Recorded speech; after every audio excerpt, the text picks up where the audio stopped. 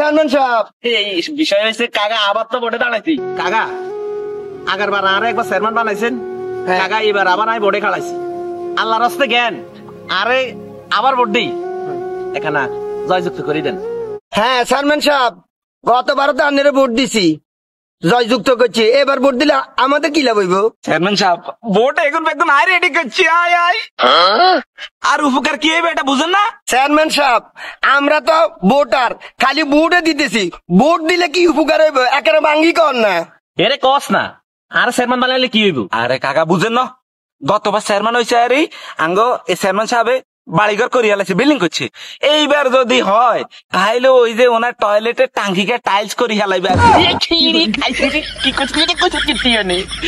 রাস্তা ফাঁকা হইব ইয়া ফাঁকা হইব ইয়া ধরো কি পুকুর ফাঁকা কি কস না আইলে স্লিপ কাটে বাড়ে গেছে